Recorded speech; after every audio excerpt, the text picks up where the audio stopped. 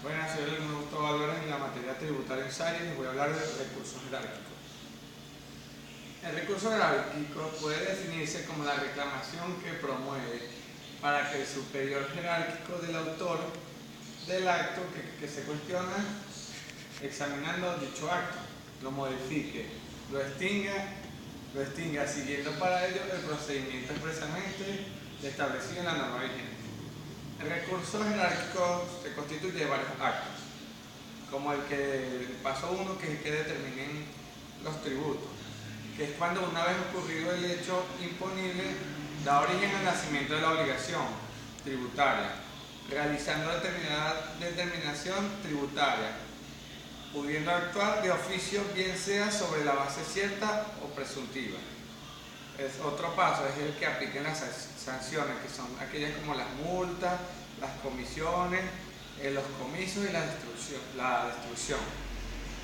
Los derechos administrativos, que pueden ser de forma irreformable, como los que son las formas, aquellos que son las formas que interponen, como se interpone el recurso, que es aquel donde el primer paso es donde debe interponerse por el escrito, en el cual se examina la existencia del caso y estando presente su abogado. El lapso para interponer el recurso son 25 días hábiles contados a partir del día siguiente, a la fecha de la notificación del acto que se impugna. Se interpreta por parte de la oficina a la cual emana el acto, a través de los cuales las siguientes oficinas administrativas tributarias, y esta deberá ser remitido a la autoridad correspondiente. La admisión del recurso la toma la administración tributaria.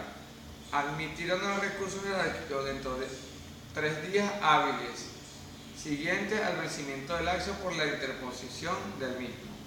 Causas de la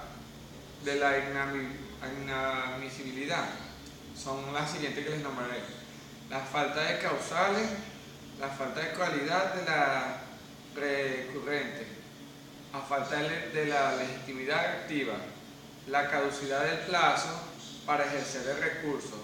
Los plazos para interponer o impugnar el recurso son peritorios y se extinguen con el tiempo.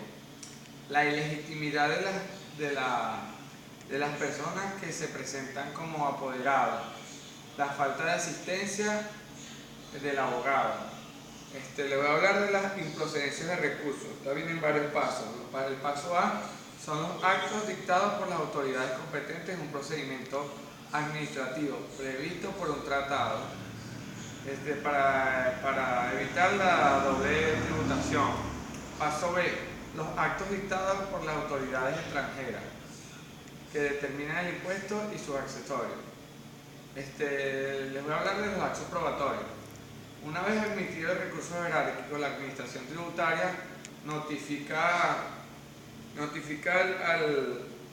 al interesado del acto probatorio para que emanen las pruebas probatorias que se han escrito en el estimado procedimiento de la administración. El acto que se fijó y se podrá ser impugnado a 15 días continuos o prorrogable del acto igual. Esta ha sido toda mi exposición. Gracias.